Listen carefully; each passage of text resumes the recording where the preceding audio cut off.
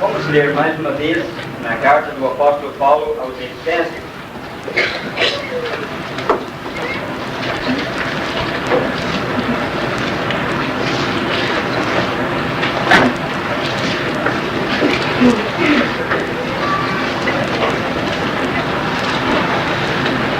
Efésios, e vamos começar no primeiro capítulo. Já mencionamos hoje à tarde que nesta reunião nós vamos considerar os mistérios que o apóstolo Paulo menciona nesta carta aos Efésios. Ele fala de vários mistérios aqui e vamos encontrar o primeiro logo no primeiro capítulo. Vamos começar no 7º versículo, capítulo 1, versículo 7. Em que, isto é, no Senhor Jesus Cristo, temos a redenção pelo seu sangue, a remissão das ofensas, segundo as riquezas da sua graça, que Ele fez abundar para conosco em toda sabedoria e prudência, descobrindo-nos o mistério da sua vontade, segundo o seu beneplácito que propusera em si mesmo, de tornar a congregar em Cristo todas as coisas, na dispensação da plenitude dos tempos, tanto as que estão nos céus, como as que estão na terra.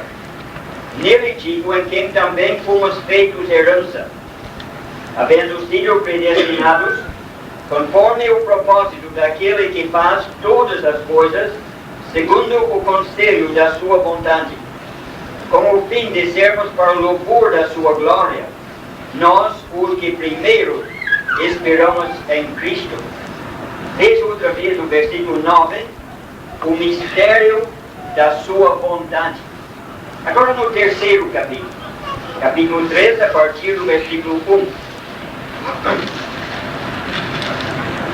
Por esta causa eu, Paulo, sou o prisioneiro de Jesus Cristo por vós, os gentios, se é que tendes ouvido a dispensação da graça de Deus, que para convosco me foi dada, como me foi esse mistério, manifestado pela revelação, como acima em pouco vos escrevi, pelo que quando leres, podeis perceber a minha compreensão do mistério de Cristo, o qual, noutros séculos não foi manifestado aos filhos dos homens, como agora tem sido revelado pelo Espírito aos seus santos apóstolos e profetas, a saber, que os gentios são co-herdeiros e de um mesmo corpo, participantes da promessa em Cristo pelo Evangelho, do qual foi feito ministro, pelo dom da graça de Deus, que me foi dado segundo a operação do seu poder.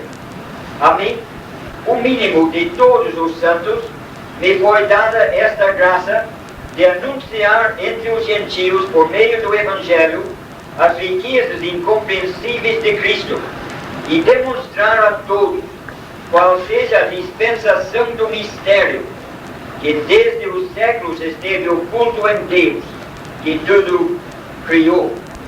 Veja neste capítulo que no terceiro versículo, ele fala do mistério. Ainda no quarto versículo ele chama esse mistério de o mistério de Cristo. E outra vez no versículo 9, ele torna a falar da dispensação deste mistério. Agora vamos para o capítulo 5. No capítulo 5, hoje à tarde, nós lemos a partir do versículo 22. Então não vamos repetir a leitura toda, mas começar no versículo 31. Capítulo 5, versículo 31. Por isso deixará o homem seu pai e a sua mãe, e se unirá à sua mulher, e serão dois numa carne.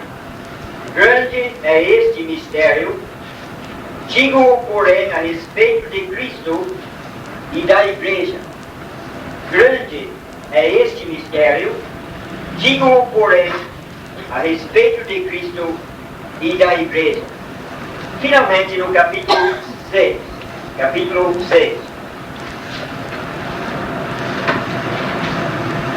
Versículo 18. orando em todo o tempo com toda oração e súplica no Espírito, e vigiando nisto com toda perseverança e súplica por todos os santos e por mim, para que me seja dada no abrir da minha boca a palavra com confiança, para fazer notório o mistério do Evangelho. É só isto que vamos ler. Deus há de abençoar ricamente em mais esta leitura pública da sua palavra. O Novo Testamento fala muitas vezes de mistérios. Não apenas nesta carta aos Efésios, mas em outras partes do Novo Testamento encontramos muitos mistérios. Acontece que quando o Novo Testamento usa a palavra mistério, ele não está falando de uma coisa misteriosa, uma coisa que ninguém possa entender. Ele usa esta palavra para indicar algo que em tempos passados esteve oculto em Deus, mas agora, nas páginas do Novo Testamento, tem sido revelado. Encontramos esta definição de mistério em várias passagens do Novo Testamento.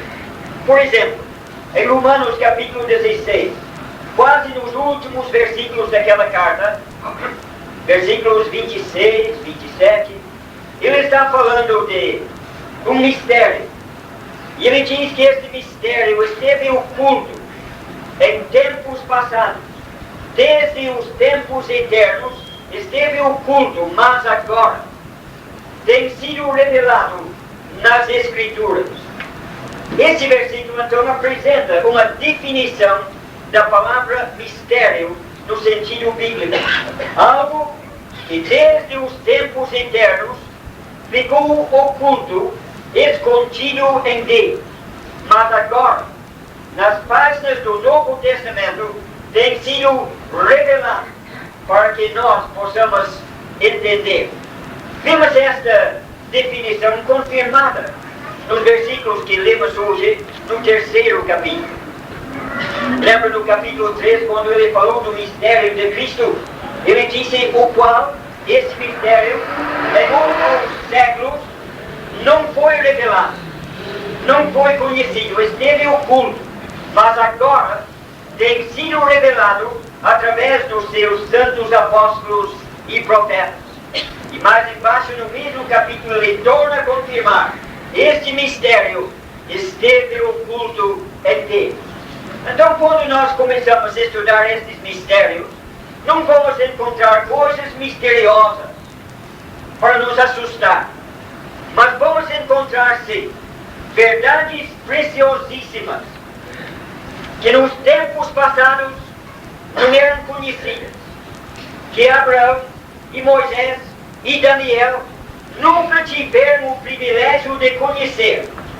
Mas agora, nesses últimos dias, Deus tem revelado através da sua palavra, mais uma vez fazendo-nos perceber o que já temos percebido desde ontem à noite, que nós ocupamos uma posição de grande privilégio. Foi por contemplar este privilégio que o apóstolo Paulo começou esta carta como uma doxologia. Era só pensar naquilo que ele ia escrever, nos privilégios que nós temos em Cristo, e ele não se conteve. O seu coração transbordou em adoração e louvor, e ele começou a carta dizendo: bendito seja o Deus e Pai de nosso Senhor Jesus Cristo. E nós bem que poderíamos dizer amém a isto hoje e repetir as mesmas palavras, porque somos um povo bem-aventurado. A felicidade deve tomar conta dos nossos corações e levar ao trono de Deus um cheiro suave de louvor e adoração, sem cessar, todos os dias da nossa vida.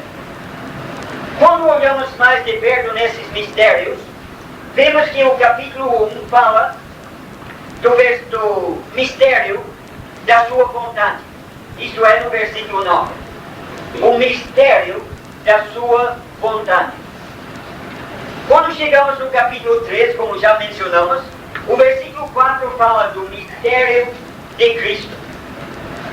Quando chegamos no capítulo 5, há um mistério que não tem nome, mas é descrito nos versículos que lemos como um grande mistério. Grande é este mistério a respeito de Cristo e a sua igreja. E no capítulo 6, nós acabamos de ler do mistério do Evangelho. Temos então 4 mistérios nesta pequena carta para a nossa meditação hoje. O mistério da sua vontade, capítulo 1. O mistério de Cristo, capítulo 3. O grande mistério, capítulo 5.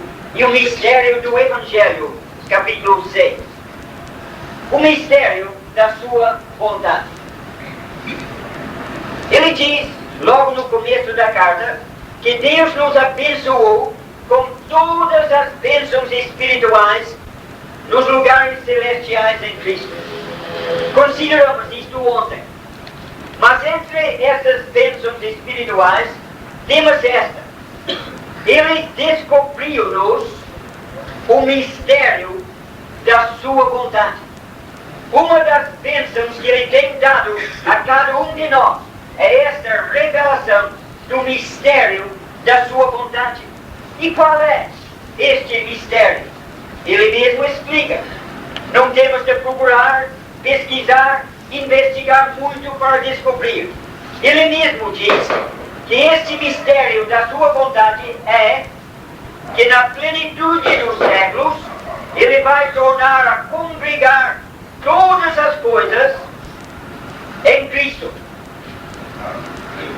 Ele vai congregar todas as coisas em Cristo. Em outras palavras, tudo que o primeiro homem perdeu, o segundo homem há de restaurar. Tudo que o primeiro Adão estragou, o último Adão há de consertar. Você sabe que em 1 Coríntios 15 vemos o contraste entre Adão e Cristo. Adão, naquele trecho, é chamado de o primeiro homem. E em contraste, lemos de Jesus Cristo como sendo o segundo homem. Desde Adão até Cristo, nasceram milhões de homens. Mas desde Adão até Cristo, não apareceu mais nenhum homem perfeito. Adão foi criado na perfeição, colocado aqui no mundo como representante de Deus para governar, para ter domínio sobre todas as obras de Deus. Deus lhe deu autoridade e responsabilidade. Aquele primeiro homem falhou. Ele fracassou e caiu no pecado. Mas Deus não abandonou seu plano de ter um homem governando este mundo. Deus enviou o segundo homem, Jesus Cristo. O primeiro fracassou. Graças a Deus, o segundo venceu.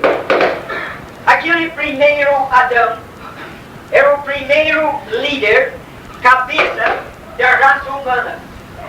Quando Deus mandou o segundo homem, Ele lhe deu o título de o último Adão. Depois dele, jamais haverá necessidade de um terceiro. Ele é cabeça, como observamos hoje à tarde, o supremo soberano do universo. E Ele jamais falhará. Ele venceu e há de vencer eternamente. O propósito de Deus é recuperar tudo através desse segundo homem. Ele já revelou este mistério. E o versículo seguinte diz que esse Deus que assim deseja é aquele que faz todas as coisas segundo o beneplácito da sua vontade. Este Deus que faz todas as coisas a sua vontade. Tem revelado que esta sua vontade é que todas as coisas sejam congregadas em Cristo. Ele será soberano. Ele será cabeça de tudo e de todos. Deus o elevou, Filipenses capítulo 2, e deu-lhe um nome que está acima de todo nome, para que ao nome de Jesus se dobre todo o joelho. Por que será que Deus tem revelado esta sua bondade? Porque Ele tornou isto conhecido a nós. Deus tem revelado o fim, tem revelado o estado eterno, para que isto possa afetar a nossa vida no dia de hoje. É sempre assim que Deus tem agido. Você pensa, por exemplo, no livro de Apocalipse, um livro profético, desde a primeira palavra até o último amém. Por que Deus deu aquele livro? Para quem Ele deu aquele livro? Aquele livro foi escrito e enviado a 7 igrejas locais que estavam na Ásia, no seu testemunho, lutando contra o mal, procurando manter o testemunho para Deus. Estavam em dificuldades. Algumas delas estavam desviando. E Deus, naquele dia difícil, mostrou àquelas igrejas o fim da história. A vitória não será do mundo. A vitória é de Cristo. E Ele revela isso, para que esta verdade possa fortalecer a nossa fé nesse dia escuro em que vivemos, para que nunca desfalecemos, para que nunca desanimemos, para que nunca desviemos do caminho da fidelidade. Se não tivéssemos estas profecias, se não tivéssemos a revelação do mistério da sua vontade, poderíamos desanimar. Os dias são difíceis. Ninguém vai achar que estou exagerando se digo a vocês que vivemos dias de apostasia. Igrejas que pouco tempo atrás andavam fielmente no caminho do Senhor, agora estão mudando. Cristãos que pouco tempo atrás fielmente pregavam a palavra de Deus, hoje adulteram aquela palavra. Poderíamos pensar que não adianta lutar, não adianta insistir em permanecer na simplicidade do modelo bíblico. Poderíamos desanimar, poderíamos enfraquecer, se não tivéssemos a revelação do mistério da sua vontade. Deus revela o futuro para nos fortalecer no presente.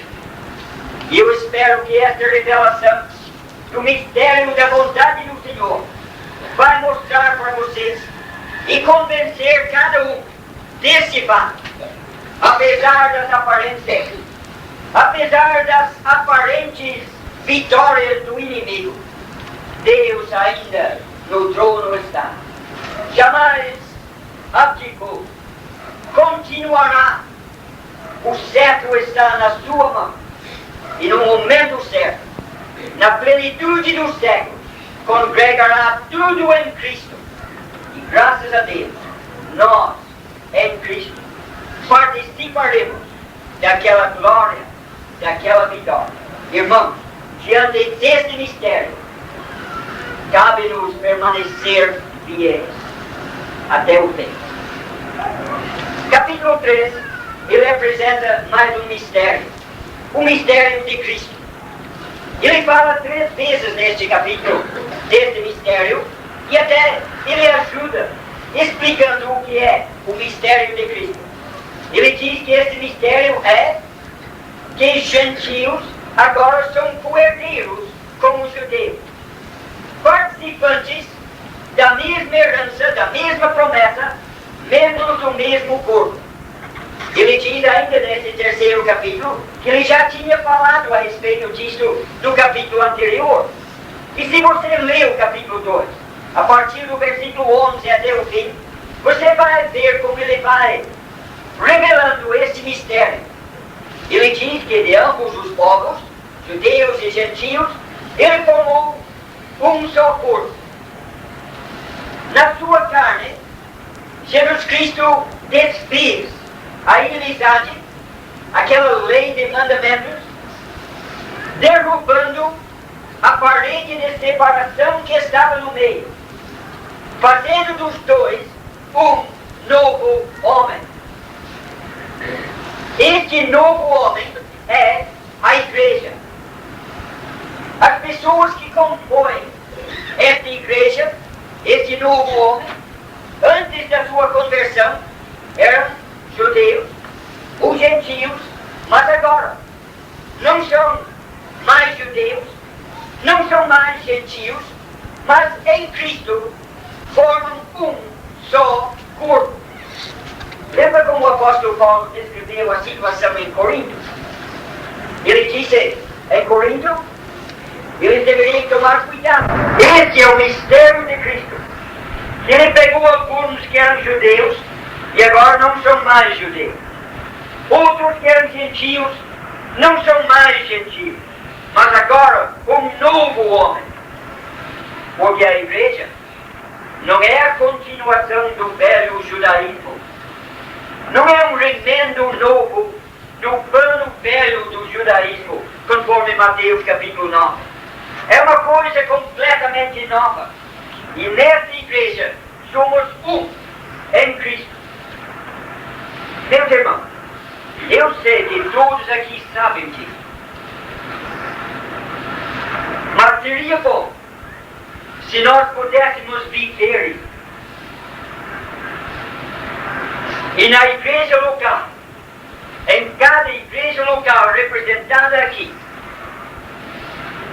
que haja esta união. Não uma união externa, mas como Paulo diz aos Filipenses, uma união de alma, de coração, de pensamento, todos até pensando uma só coisa. E nunca fazendo distinção entre uma pessoa e outra. Vamos agora para o capítulo 5 e considerar um grande mistério.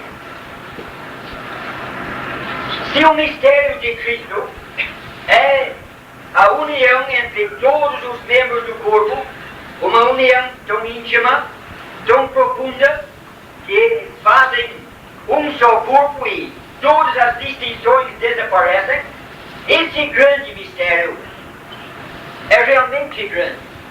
É muito mais profundo. Porque esse mistério mostra a união deste corpo, desta igreja, com Cristo. Não a união de ex-gentios e ex-judeus num só corpo, mas agora a união deste corpo com Cristo. A partir do versículo 22, ele está falando a respeito de marido e esposa. Ele mostra os deveres do marido e da esposa. E em todo esse trecho, ele faz uma comparação entre o casal e Cristo e a igreja. Ele fala primeiro a respeito da submissão da esposa a seu marido, e ele mostra que a igreja está sujeita a Cristo. E o que vemos no lar, na atitude da esposa cristã, reflete a atitude da igreja em relação a Cristo. Em seguida, ele fala aos maridos quanto ao seu dever de amar a sua esposa. E outra vez ele faz a comparação. Cristo amou a igreja e deu-se a si mesmo por ela. Um amor sacrificial. Assim o marido deve amar a sua esposa. É assim que Cristo amou a igreja. E Ele deu-se a si mesmo pela igreja para a santificar. Irmãos, lembrem disso. Havia outros motivos, mas lembrem deste. Ele deu-se a si mesmo na cruz, sofrendo agonias, entrando na morte. Para quê? Para santificar a sua igreja. Ele morreu para santificar a sua igreja. Deixe-me fazer uma pergunta.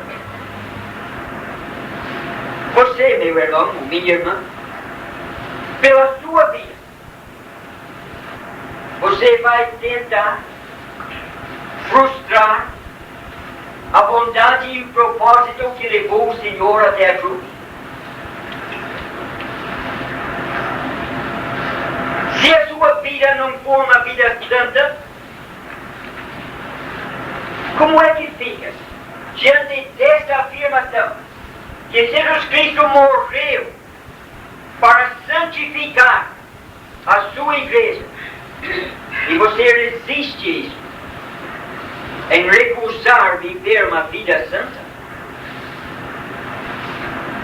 Depois de mostrar essas comparações entre o casal e Cristo e a igreja, ele chega ao ponto onde revela este mistério.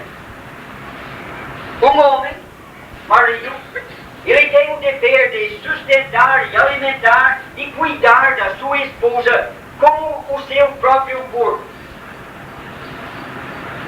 E ele diz, por esta razão, o homem deixará seu pai e sua mãe e se unirá à sua esposa, e os dois serão uma só carne.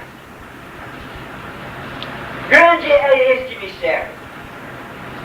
É um mistério. Como um homem e uma mulher, unindo-se em casamento, deixam de ser dois e tornam-se uma só carne.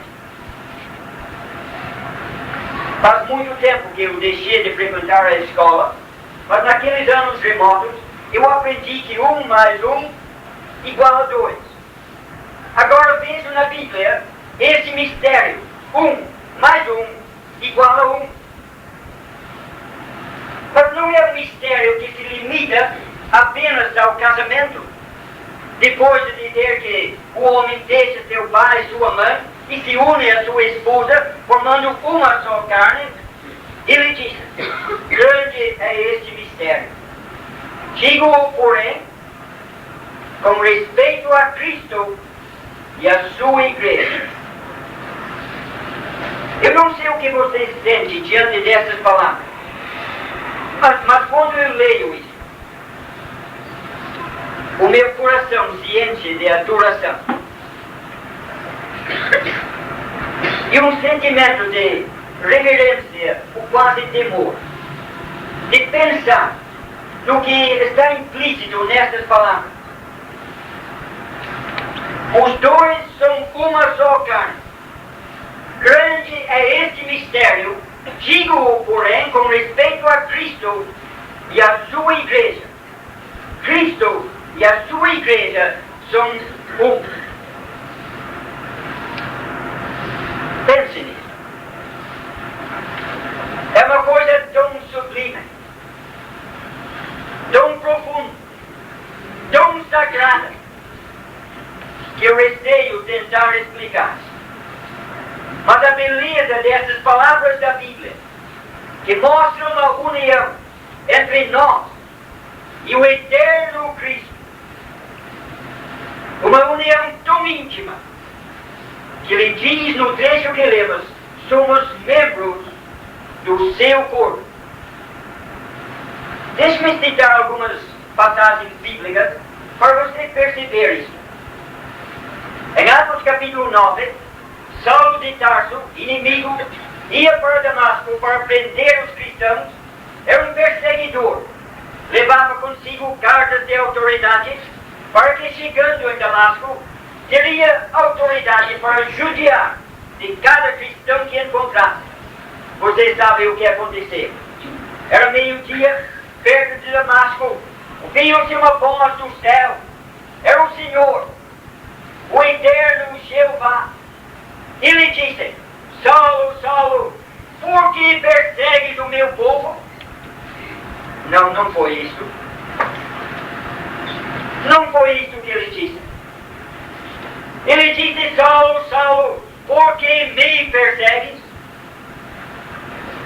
Percebeu? Cada vez que Paulo feria um cristão, ele feriu a Cristo. Cada vez que ele insultava um cristão, ele insultava a Cristo.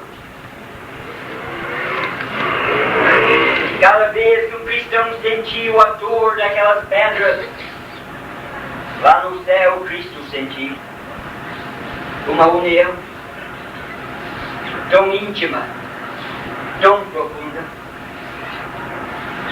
Lembra de Mateus capítulo 25? Naquele capítulo lemos de um dia ainda futuro, quando Cristo virá e vai sentar no trono da sua glória.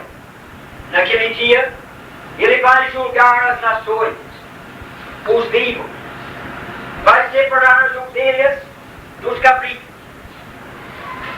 Ele vai dizer para as ovelhas: entra no reino, no gozo do teu Senhor. Porque quando eu tive fome, vocês me deram de comer.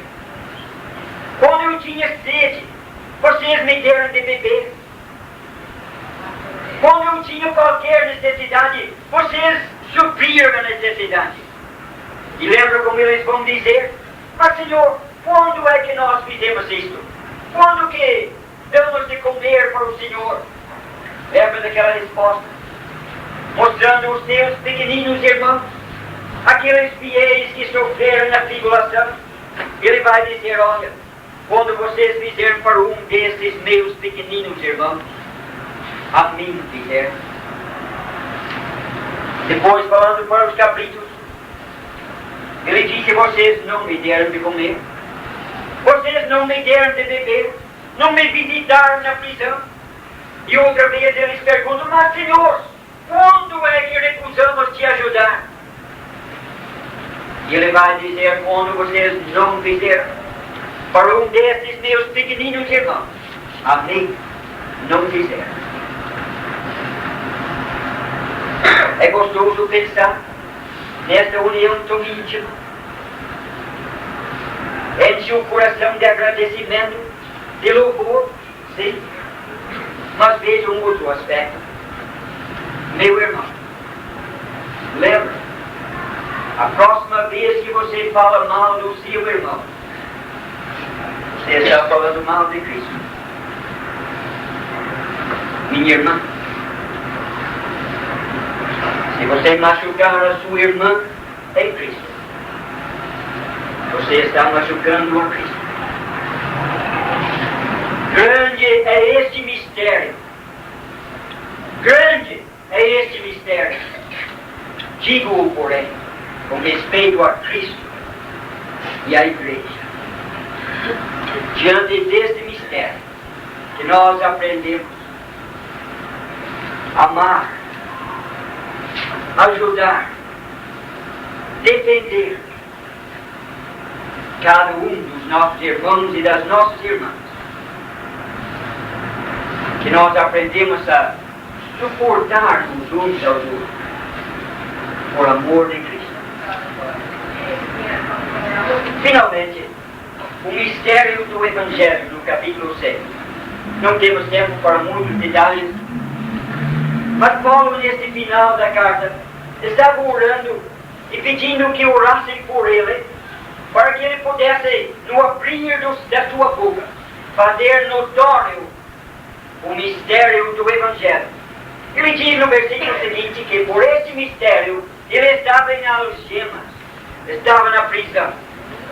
Ele fala desse mistério em Gálatas, como Deus revelou nele o seu Filho, para que ele fosse anunciar Cristo aos gentios. Era uma coisa que ninguém esperava.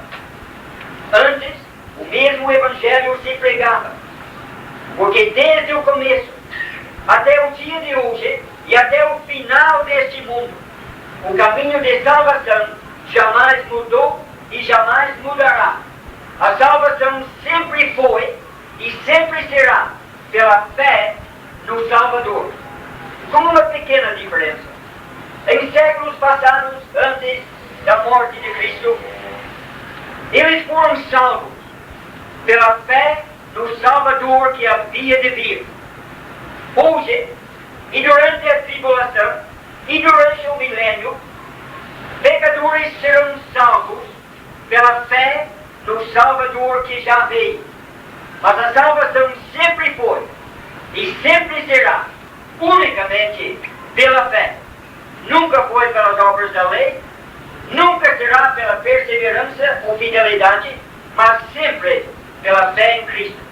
Mas o mistério é que agora, no tempo do Novo Testamento, uma nação escolhida não seria mais a privilegiada, mas o Evangelho sairia para o mundo inteiro, para todas as criaturas. E Paulo, por causa disso, estava sofrendo perseguições até dos seus patrícios. Mas graças a Deus que até hoje nós podemos anunciar o Evangelho a toda criatura.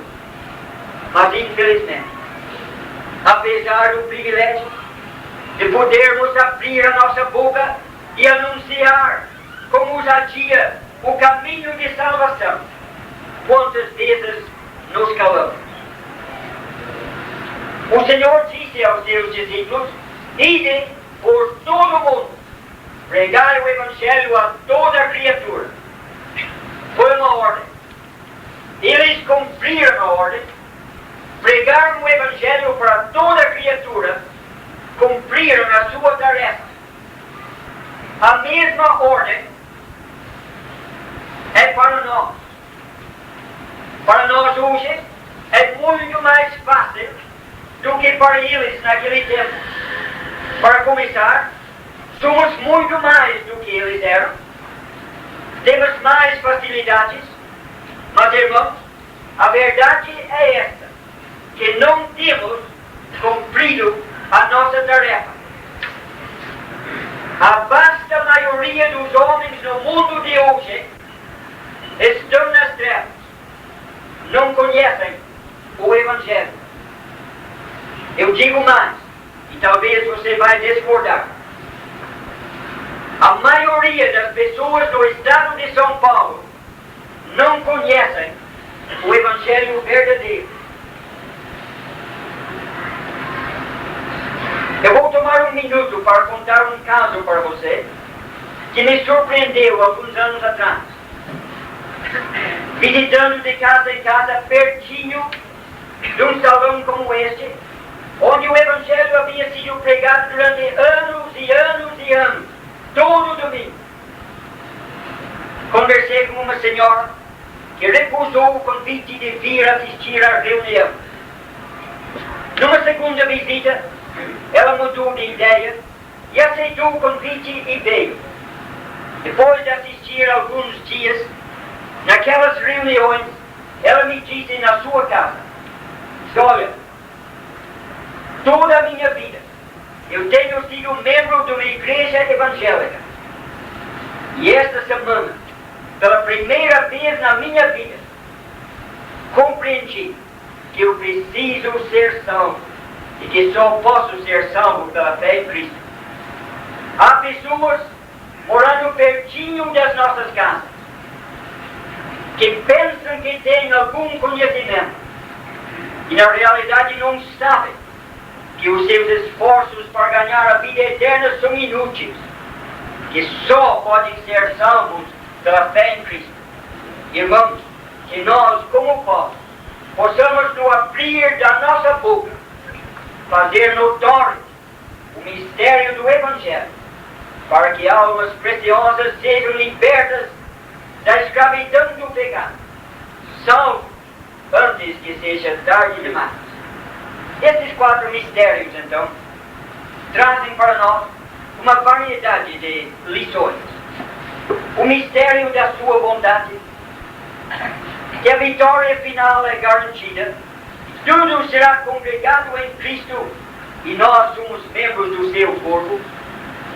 Isto deve animar-nos e fortalecer-nos nos dias difíceis em que nós vivemos. O mistério de Cristo, que todos nós formamos um só corpo, deve fazer desaparecer do nosso meio toda esta acepção de pessoas. E o grande mistério da nossa união com Cristo deve fazer-nos amar e nunca prejudicar algum irmão ou alguma irmã, porque em atingir a eles, atingimos a Cristo. Pelo contrário, este mistério deve fazer-nos servir com todas as nossas forças, cada irmão e cada irmã, querendo fazer tudo o que podemos aos nossos irmãos, às nossas irmãs, porque em fazer bem a eles, estamos fazendo bem a Cristo. E o mistério do Evangelho, que possamos levar avante esta mensagem antes que termine o dia da graça. Que Deus possa nos abençoar ricamente. Amém.